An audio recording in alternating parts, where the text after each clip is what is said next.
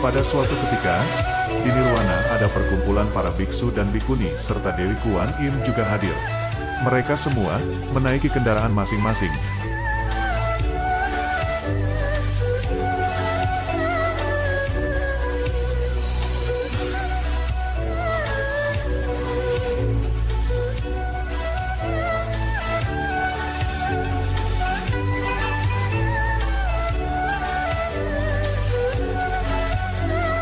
Sesampainya di tempat, mereka duduk pada posisinya sambil menunggu kehadiran Buddha Julai.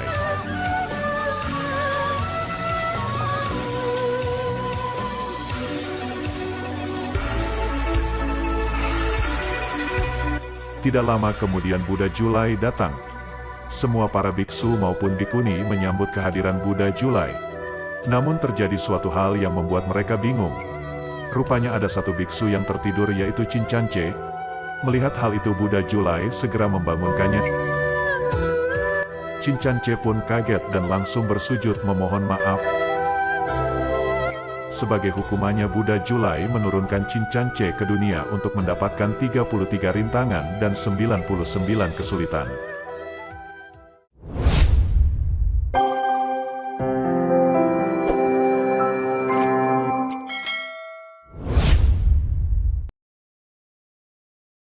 Kisah ini berawal dari Pulau Tongseng. Pada sebuah batu tua, karena terus-menerus menyerap hawa sakti yang dikeluarkan oleh langit dan bumi, maka terbentuklah suatu janin sakti. Akhirnya pada suatu senja, Gokong lahir ke dunia.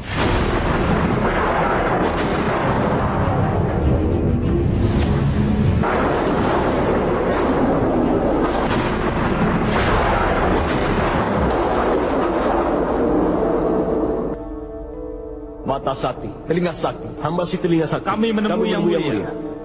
Kami mengerti. Apa yang terjadi? Yang mulia, di gunung tersebut menyerap hawa sakti yang mulia. Ada sebuah gunung Huakuo, sebuah batu besar, kemudian melahirkan suatu makhluk yang aneh. Siapa yang bersedia turun ke bumi untuk membunuhnya? Izinkan hamba untuk membunuhnya. Tianfeng, kau boleh turun ke bumi untuk membunuh siluman itu. Yang mulia, hamba menerima perintah.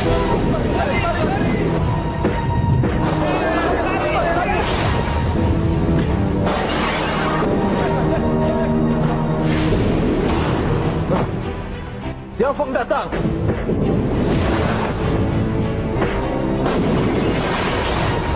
Siluman, melindungi perdamaian adalah tugasku.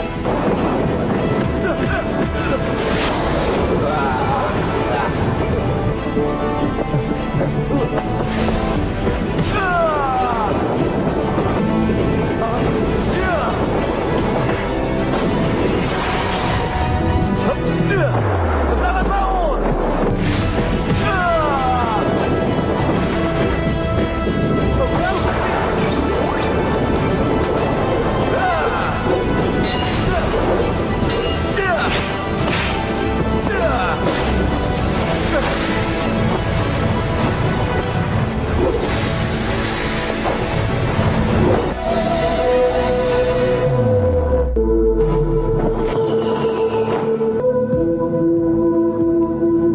Aku mendapat perintah untuk mencabut nyawamu.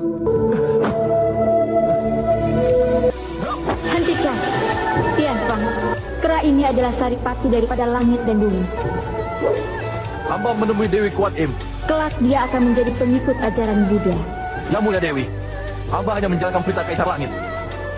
Kau jangan membunuhnya. Hamba tidak berani untuk menentangnya. Kau telah berhasil memutuskannya. Kekuatannya ada pada ekornya. Dia tidak akan bisa mencelakai penduduk bumi lagi. Kelak dia akan menjadi pengikut ajaran Buddha. Apalagi kelak kau berjodoh dengannya. Kembali dan laporkan apa yang telah kukatakan. Baik yang mulia.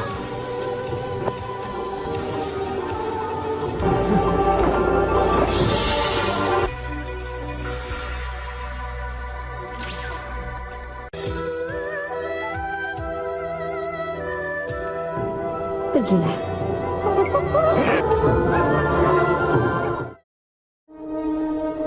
Rupanya begitu. Tianfeng, jasamu sangat besar. Terima kasih yang mulia. Kau kuangkat sebagai panglima, membawa 100.000 prajurit. Semenjak dilahirkan di dunia, alangkah nyaman dunia ini. Si kera melompat-lompat mencari makanan. Buahnya pun segar dan lezat.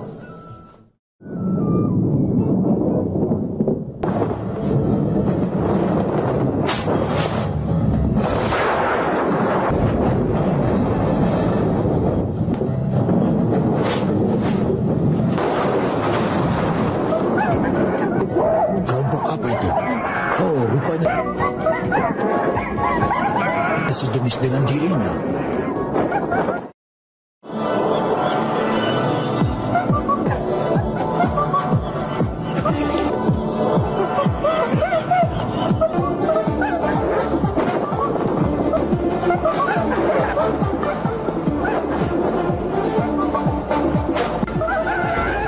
Kini si kera menemukan gua yang sangat indah.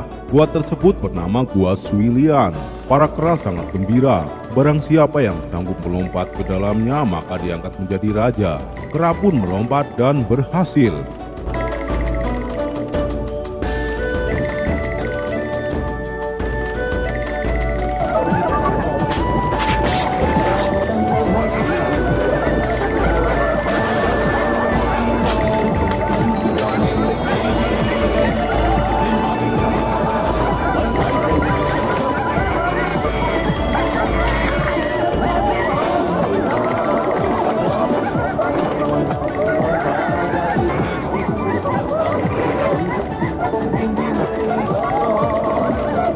Saat si kera sedang asik bermain, seekor kera tua tiba-tiba dijemput oleh malaikat maut. Si kera tidak mengerti apa artinya mati, tetapi kera lain menjelaskan bahwa makhluk tua pasti akan mati.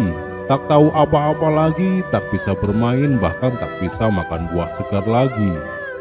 Ia teringat akan sebuah dongeng dari negeri kera. Di seberang ada sebuah pulau yang diselimuti kabut, sebab di sana tempat tinggal para dewa. Ia bertekad untuk menemuinya. Ia harus menguasai ilmu awet muda.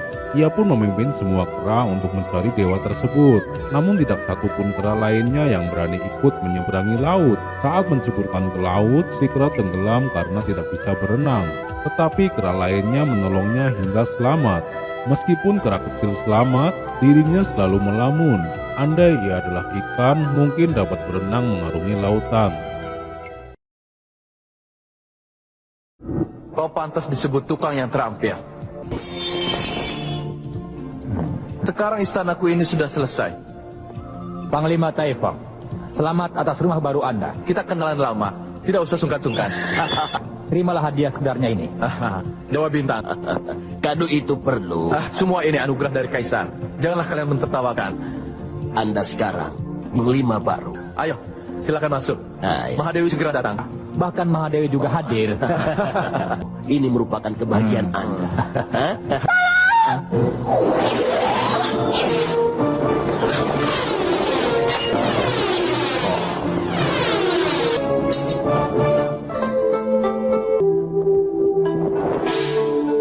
Mahadewi tiba. Hamba Chang'e ingin menemui Yang Mulia.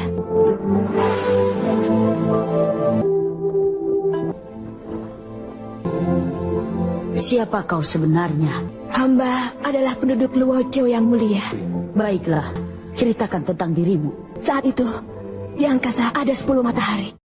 Ternyata pada awal kehidupan ini, ada 10 matahari yang bersinar dengan terang dan menyengat. Suatu hari muncul seorang pemberani bernama Houyi. Ia mahir memanah. Demi menyelamatkan penduduk, ia memanah ke 9 matahari.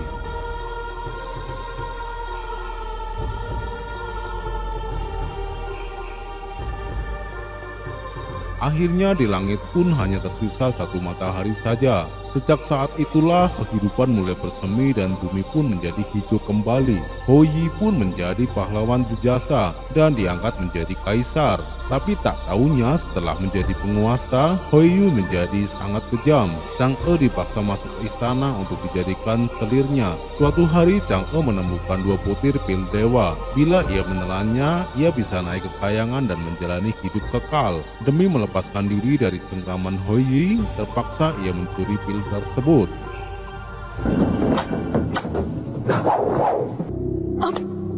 Chang'e, kau!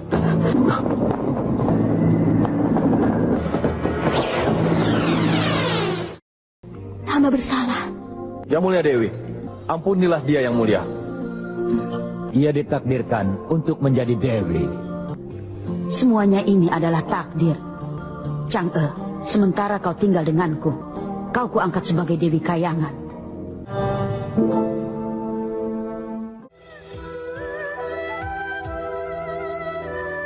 Di sisi lain, rupanya Sikra tidak mau menyerah bagaimana cara menyeberangi lautan untuk mencapai Pulau Dewata.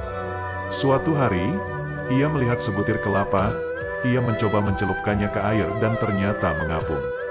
Ia berpikir dengan sebutir kelapa akan mengantarkannya ke Pulau Dewata. Kera pun menunjukkan penemuannya kepada rakyatnya.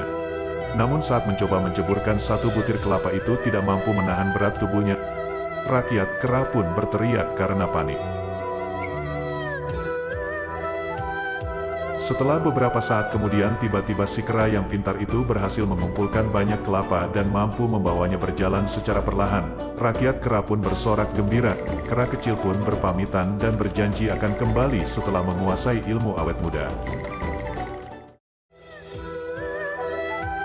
Setelah beberapa lama si kera terapung, akhirnya sampai juga di tepi pantai. Suatu perjalanan yang amat panjang, ia lelah dan lapar, nyaris tak kuat membuka matanya.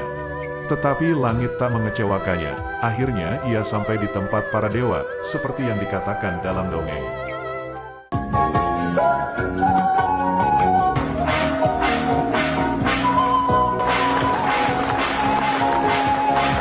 Paman itu ternyata tahan pukulan.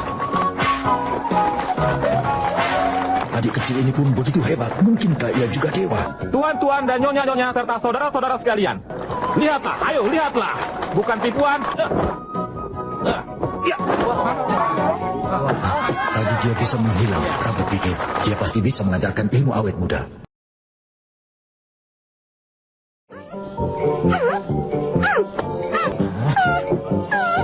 Apa ini? Tampaknya kau cukup pintar. Baiklah, kutangkap kau untuk cari nafkah.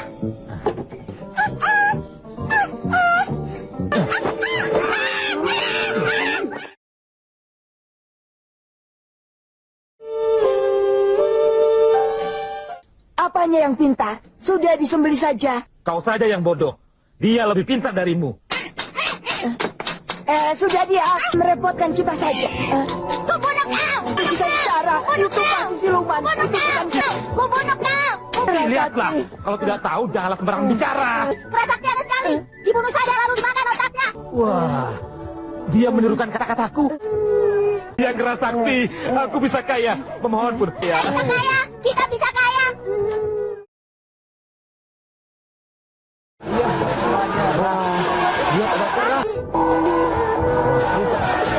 Para hadirin, ada banyak macam kera dan mereka itu tidak sama. Dia sangat lucu. Hei, keras sakti. Ayolah bicara. Semoga kaya. Semoga kaya. Ini. Masih ada lagi. Kan sudah ku ajari. Ayo bicara. Ayo bicara. Bicara. Jangan memukulku. Aku takkan ke rumah hiburan lagi. Kurang ajar. Siap.